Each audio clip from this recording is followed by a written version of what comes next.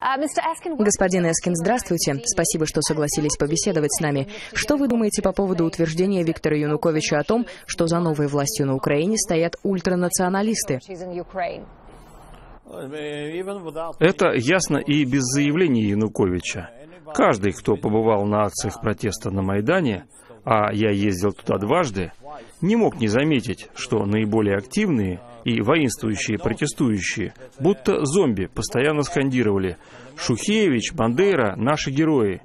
И когда после Второй мировой войны мы слышим такое о страшных преступниках-фашистах, главных мясниках этой войны, например, о Шухевиче, повинном в трагедии в Волыне, в массовых еврейских погромах во Львове, в расстрелах в Бабьем Яру и в Катыни. И когда мы вновь ощущаем приближение Бабьего Яра, необходимо заявить, как говорил один из лидеров еврейского народа, раввин Меир Каханя, больше никогда. Мы должны сказать «больше никогда». И все мы должны сегодня благодарить Россию за то, что она сейчас делает. Потому что пока на Западе не поняли, что происходит на Украине, российский народ и правительство помогают нам предупредить весь мир о том, что впервые после Второй мировой войны к власти в стране пришла нацистская сила. Это очень серьезно, потому что Европа сейчас переживает серьезный кризис, ужасный этнический кризис, расовый, социальный. Это известно. И если другого ответа, кроме как нацизма, на эти проблемы нет, тогда он может стать огромной угрозой для всего человечества. Возможно, мы все будем благодарить президента Путина за то, что сегодня делает Россия. Это взгляд из Иерусалима. Почему никто не осуждает эти неонацистские и ультраправые группировки? 4 месяца назад 62 депутата Кнессета написали письмо в Европарламент, чтобы привлечь его внимание к этим неонацистским группировкам.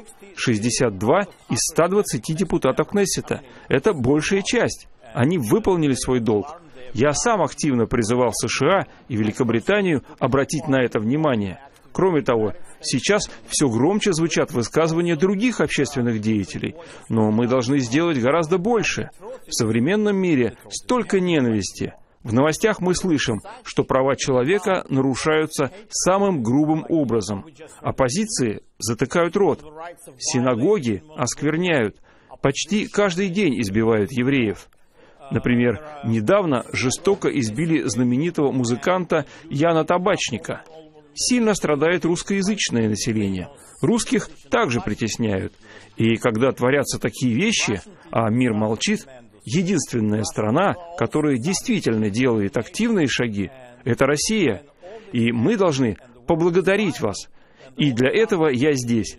Поблагодарить вас за то, что вы делаете. Как вы думаете, возможно ли, что ультраправые группировки получили толчок для развития лишь на фоне успеха антиправительственных протестов, и они потеряют силу, когда жизнь вернется в прежнее русло? Это не правые группы. Правые группы существуют в Европе, и мы можем принимать их или осуждать. Они выступают против иммиграции, порой ведут себя агрессивно, порой сдержанно. Но здесь мы имеем дело с другими силами. Мы говорим о неонацистах. А это большая разница. Неонацистские группировки на Украине располагают 5000 хорошо тренированных бойцов, которые готовы воевать. И это реальная угроза. И не только для Украины, но и для всей Европы. Это необходимо прямо признать. А мы этого не говорим, просто молчим.